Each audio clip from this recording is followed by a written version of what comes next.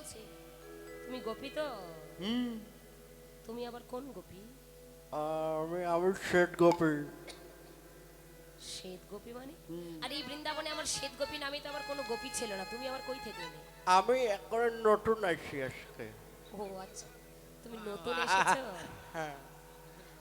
কৃষ্ণচন্দ্র ওই নতুন গোপীকে ভালো করে মা দেখছেন, দেখার পরে বলছে ছি ছি ছি ছি ছি, আমার মহাদেবের ভরিটা মোটা না, এবার ভরি মোটা দেখে বলছে ছি ছি ছি ছি ছি। তুমি শ্বেত গোপী হও, নতুন গোপী হও, যেই হও না কেন, তুমি তো অন্তঃসত্ত্বা। হরি বল। আর তুমি অন্তঃসত্ত্বা, তুমি কেন এই অবস্থায় রাসমঞ্চে প্রবেশ করেছো? শোনো, তুমি অন্তঃসত্ত্বা, তুমি যেহেতু এই অবস্থায় রাসমঞ্চে প্রবেশ করেছো, আমি তোমায় আশীর্বাদ করলাম, তুমি সুসন্তানের জন্ম দিবে। মহাবিপদ, পুরুষ মানুষ কি বাচ্চা প্রসব করতে পারে মা? কৃষ্ণচন্দ্র তো আশীর্বাদ করেছে। এবার বলছে এসো, এদিকে এসো, এসো। কাছে ডাকছে মা, আসতে পারছে না, বলে আমাকে বাবার জন্য গোকুলে নরনারী তারা কত কি করছে, আর আমি তোমায় কাছে ডাকছি, তুমি আমার কাছে আসতে পারছো? যেই না কাছে আসছে না, অন্তর্যামী, তিনি তো অন্তরে সব জানে। এবার ওই মহাদেবের কাছে গিয়ে ঘোমটাটা টান দিচ্ছেন। ঘোমটাটা টান দিয়ে দেখে, মহাদেব তুমি তুমি আমাকে করেছো অবজ্ঞা, গোপীদের করেছো পরীক্ষা, আমি তোমায় অভিশাপ করলাম, তোমায় নরকুলে যেতে হবে। আজ থেকে 50 বছর আগে তুমি নরকুলে যাবে, তোমার নাম হবে অদ্বৈত আচার্য, আর আমি তোমার পরে আজ থেকে 50 বছর পরে নরকুলে যাব, সেদিন আমার নাম হবে শ্রীমান গৌর সুন্দর। মহাদেব বলছে দয়াময়, তুমি না হয় আমায় অভিশাপ দিলে নরকুলে যেতে হবে, ঠিক আছে যাব, কিন্তু তুমি যে আমায় আশীর্বাদ করলে সুসন্তানের জননী হও। বলে হ্যাঁ, তুমি জানো না এই রাসমঞ্চে পুরুষের কোনো প্রবেশ নেই, তুমি কেন প্রবেশ করেছো? ঠিক আছে, এখান থেকে বেরিয়ে প্রথম যার দেখা পাবে তার সঙ্গে আলিঙ্গন করবে, তোমার গর্ভের সন্তান তার গর্ভে চলে যাবে। এবার রাসমঞ্চ থেকে বেরিয়ে প্রথম কার দেখা পেলে? প্রথম দেখা পেয়েছিল চতুর্মুখী ব্রহ্মা। যেই না ব্রহ্মাকে জড়িয়ে ধরেছে, মহাদেবের গর্ভের সন্তান ব্রহ্মার গর্ভে চলে গেল। ব্রহ্মা বলছে কি মহাদেব, এ কি করলে তুমি? হ্যাঁ প্রভু, আমি ভুলবশত রাসমঞ্চে প্রবেশ করেছি, তাই আমাকে এই আশীর্বাদ দিয়েছে, আর বলছে এখান থেকে বেরিয়ে যার দেখা পাবে তার সঙ্গে আলিঙ্গন দেবে, তোমার গর্ভের সন্তান তার গর্ভে চলে যাবে। এবার ব্রহ্মা কাম শক্তি দিয়ে সেই বাচ্চাটিকে প্রসব করলেন। আগে যাকে প্রসব করলেন সেই হলো দেবর্ষি নারদ। এবার যে বাচ্চা প্রসব করবে তাকে তো নিশ্চয়ই মা বলে ডাকবে, তাই না মা? ব্রহ্মাকে মা বলে ডাকছে। ব্রহ্মা বলছে আমি তোর মা না, ওই যে মহাদেবকে দেখাই না আমি না, ও আচ্ছা, মহাদেব বলছে আরে না না, আমিও তো ওনার মতো, তবে মা না বলে আজ থেকে তুমি আমাকে মামা বলে ডাকবে।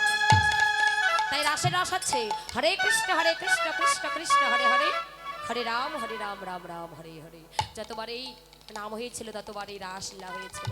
কিন্তু গোবিন্দ রাসলীলা করলেন, তার কারণ ছিল দুটি। এই দুটি কারণ কি বাবা?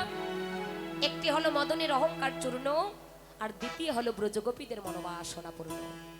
মদনের বড় অহংকার ছিল, অহংকার চূর্ণ করলেন, আর ব্রজগোপীদের মনোবাসনা পূর্ণ। সেই ব্রজগোপীরা এই যে মা কাত্যায়নী ব্রত করছেন না আপনারা, আজকে 1 তারিখ অগ্রহায়ণ, তাই না? ঠিক সেই কাত্যায়নী সময়ে মা তখনকার যুগের ছোট ছোট মেয়েরা মা কাত্যায়নী ব্রত করেছিলেন। হে মা কাত্যায়নী, হে মা মহাভাগ, যোগমায়া যোগেশ্বরী, আমরা একে একে 30 দিন হতে অভিসন্ন রন্ধন করে আমরা তোমার ব্রত করলাম।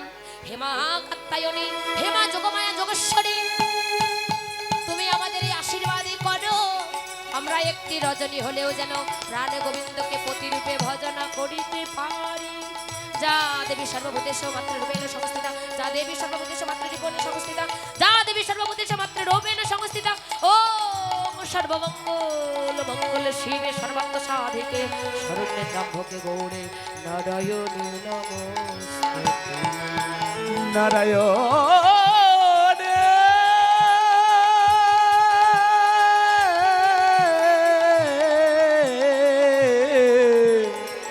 নারায়ণে নমস্তুতে। সেই রাত্রি ভগবান কৃতারাত্রি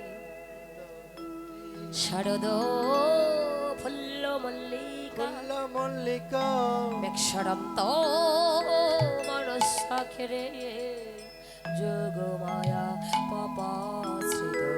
যোগমায়া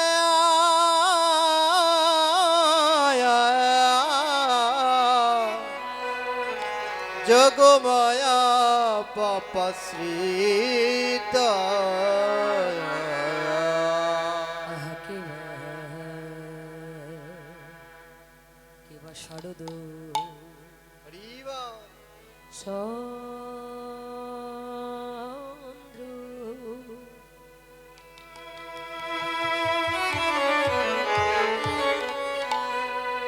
পবন মন্দ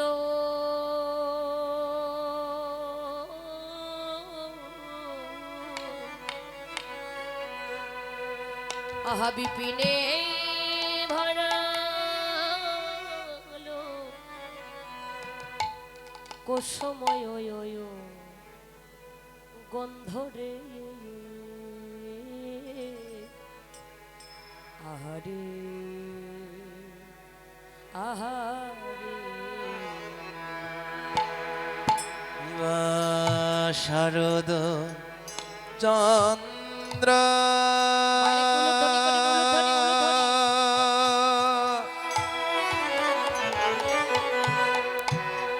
পবন মন্দ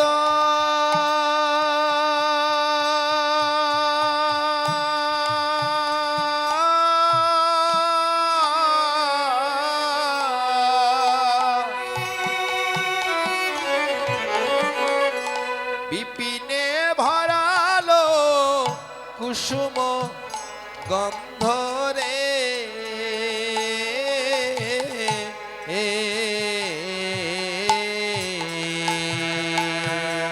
দেখো ফুল মল্লিকা মালতে যোথে আর ফুল্ল মল্লিকা মালতী যথি ও কিবা ফুল মল্লিকা মালতে যোথে আর ফুল্ল মল্লিকা মালতী যথি কিরা মত্ত মধ কর ভোর নিরে ভরবত্ত মধুকর ভরণী রে ভরবত্ত মধুকর ভরণী রে আহারে আহারে আহারে আহারে গান করেছে যেন গান করিছে আহা ফুলের মধু পান করিবে বলে গান করেছে আর ফুলের মধু পান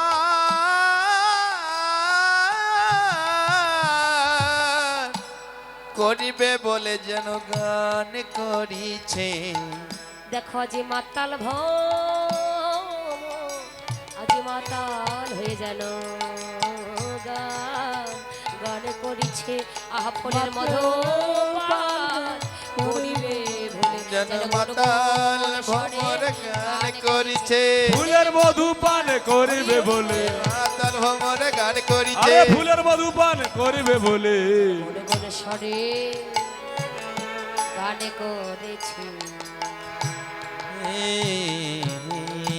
শরদ সতে সমগ্র রতে রতি দতে দমন যিনি সমগ্র রতি দমন করতে পেরেছেন একমাত্র তারই তো চন্দ্রের ন্যায় জ্যোতি হয়। আমার শারদকালের পূর্ণিমাটা কি রকম? শারদীয় একবারে খুব সুন্দর সাদা শুভ্র। এই শারদীয় পূর্ণ রজনীতে কি হলো? সমস্ত ঋতুর ফুল ফুটেছে। 12 মাসে 1 বছর, তাই না? আবার 365 দিনে 1 বছর।